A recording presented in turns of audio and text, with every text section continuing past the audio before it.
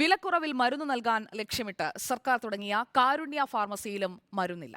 മരുന്ന് കമ്പനികൾ പലതും വിതരണം നിർത്തിയിട്ട് 5 മാസത്തിലേറെയായി. കോടികളുടെ കുടിശ്ശികയാണ് കമ്പനികൾക്ക് നൽകാനുള്ളത്. ജലദോഷം ബാധിച്ച കുഞ്ഞിനെയും കൊണ്ട് തൈക്കാട് സ്ത്രീകളുടെയും കുട്ടികളുടെയും ആശുപത്രിയിലെത്തി. ഡോക്ടർ പരിശോധിച്ചു, മരുന്നെഴുതി. പക്ഷേ ആശുപത്രിയിൽ മരുന്നില്ല. വിലക്കുറവിൽ വാങ്ങാൻ കാരുണ്യ ഫാർമസിയിലെത്തി. അവിടെ സ്ഥിതി ഇങ്ങനെ. മരുന്ന് കിട്ടിയില്ല. കുഞ്ഞിന് ജലദോഷത്തിനുള്ള മരുന്നാണ്, അത് കിട്ടിയില്ലായിരുന്നു. വിതരണമൊന്നും മുടങ്ങിയിട്ടില്ല. ആർക്കും പണം കൊടുക്കാനില്ല.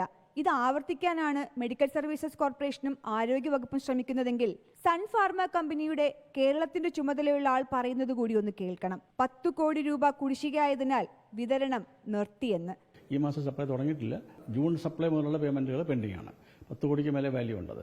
ഇൻസുലിനും പ്രമേഹത്തിനുള്ള മറ്റു മരുന്നുകളും പോലും കിട്ടാത്ത അവസ്ഥയിലാണ് കാരുണ്യ ഫാർമസികൾ. 100 കോടിക്ക് മുകളിലാണ് കമ്പനികൾക്ക് നൽകാനുള്ള കുടിശ്ശിക. എന്ന് നൽകുമെന്നുള്ളതിൽ മെഡിക്കൽ സർവീസസ് കോർപ്പറേഷനും വ്യക്തതയില്ലാത്തതിനാൽ അടുത്ത ടെൻഡർ നടപടികളിലും പങ്കെടുക്കേണ്ട എന്ന് ബഹുരാഷ്ട്ര കമ്പനികൾ പലതും തീരുമാനിച്ചിട്ടുണ്ട്. ആശുപത്രികളിൽ നിന്ന് സൗജന്യമായി മരുന്ന് കിട്ടുമോ എന്ന് ചോദിച്ചാൽ അതുമില്ല. എന്നാൽ കുറഞ്ഞ നിരക്കിൽ മരുന്ന് വാങ്ങാൻ കാരുണ്യ ഫാർമസികളിലെത്തിയാൽ അവിടെ മരുന്നുമില്ല.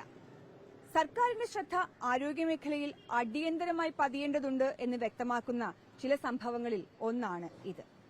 വീഡിയോ ജേർണലിസ്റ്റ് ബിപിൻ കുമാറിനൊപ്പം reporter PR Praveena, in reporter, Thiruvananthapuram. PR Praveena വീണ്ടും എത്തുന്നു നമുക്കൊപ്പം തത്സമയം. PR പ്രവീണ, ഇല്ലായ്മയുണ്ട്.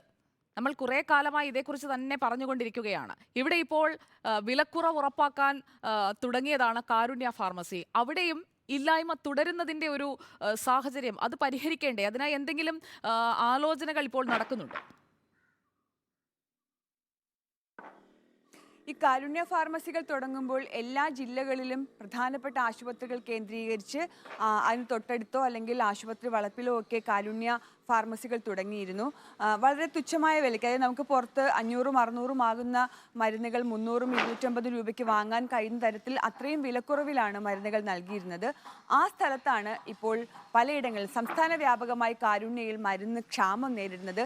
ഇൻസുലിൻ പോലും കിട്ടാനില്ലാത്ത അവസ്ഥ.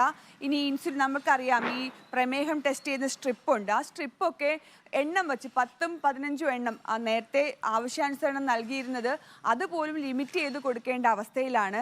പ്രധാനപ്പെട്ട പല ജീവൻ രക്ഷാ മരുന്നുകളും ഇല്ലാത്ത സാഹചര്യം. ഈ ടെൻഡർ നടപടികളിലേക്ക് പോകുമ്പോൾ ബഹുരാഷ്ട്ര കമ്പനികളാണ് സാധാരണഗതിയിൽ ഇവരുമായി ടെൻഡറിലേക്ക് വരുന്നത്, മെഡിക്കൽ സർവീസസ് കോർപ്പറേഷനുമായി ടെൻഡറിലേക്ക് വരുന്നത്.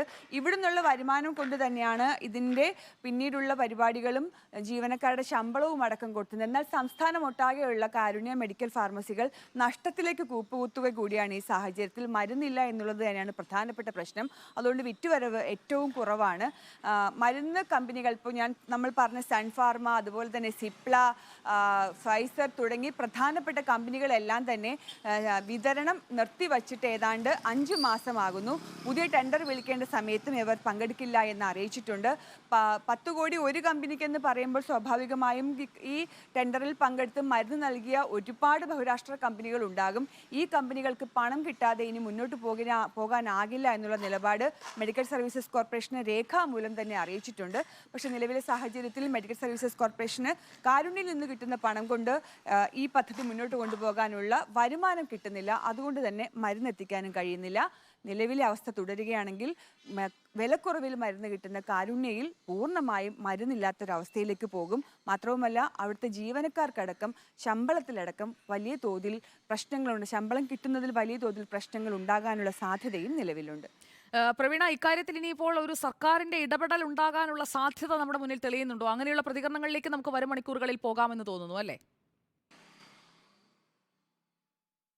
അതെ, മെഡിക്കൽ സർവീസസ് കോർപ്പറേഷന് എന്തുകൊണ്ടാണ് വിറ്റുവരവിൽ ഇത്രയും കുറവുണ്ടായത്, മരുന്നുകൾ എത്തിക്കുന്നതിൽ എന്തൊക്കെയാണ് കാലതാമസം ഉണ്ടായത്, അതിലൊരു ഭരണക്രമത്തിൽ, അതായത് മെഡിക്കൽ സർവീസസ് കോർപ്പറേഷനിലെ ഉള്ളിൽ തന്നെ ഇത് നോക്കുന്നവർക്കുണ്ടായ നോട്ടക്കുറവാണോ, എന്താണ്, അതായത് പരിചയസമ്പന്നരായ ജീവനക്കാരുടെ കുറവ് കൊണ്ട് ഈ പറയുന്നത് പോലെയുള്ള മരുന്ന് എത്തിക്കാൻ വൈകിയതാണോ തുടങ്ങിയ സംശയങ്ങൾ ഏറെയാണ്. ഇക്കാര്യത്തിൽ വ്യക്തത വരുത്തേണ്ടത് മെഡിക്കൽ സർവീസസ് കോർപ്പറേഷനും ആരോഗ്യ വകുപ്പുമാണ്. എന്നാൽ മെഡിക്കൽ സർവീസസ് കോർപ്പറേഷന്റെ ഭാഗത്ത് ഭാഗത്തുനിന്നുണ്ടാകുന്ന പ്രതികരണങ്ങൾ വളരെ നിരാശാജനകമാണ്. എല്ലാം എത്തിച്ചിട്ടുണ്ട് എന്ന് പറയുന്ന മറുപടി മാത്രമാണ്. ഈ തെളിവുകൾ സഹിതം കൊടുത്തു കഴിഞ്ഞാൽ തന്നെയും ഇതൊക്കെ രാഷ്ട്രീയ പ്രചരണത്തിന് ഉപയോഗിക്കുന്നതാണ് എന്നുള്ള നിലപാടാണ് ആരോഗ്യ വകുപ്പും സ്വീകരിക്കുന്നത് എന്നുള്ളതാണ് ഏറ്റവും ദുഃഖകരമായ കാര്യം. മറിച്ച് ഈ സ്ഥലങ്ങളിലെ പ്രശ്നങ്ങൾ നേരിട്ട് പോയി കണ്ടെങ്കിലും പരിഹരിക്കാനുള്ള നടപടി ഉണ്ടായില്ലെങ്കിൽ സൗജന്യ മരുന്നും കിട്ടില്ല, വിലക്കുറവിൽ മരുന്ന് കിട്ടുന്ന സംവിധാനങ്ങൾ പൂർണ്ണമായും ഇല്ലാതാകുന്ന സാഹചര്യം കൂടി സൃഷ്ടിക്കപ്പെടും.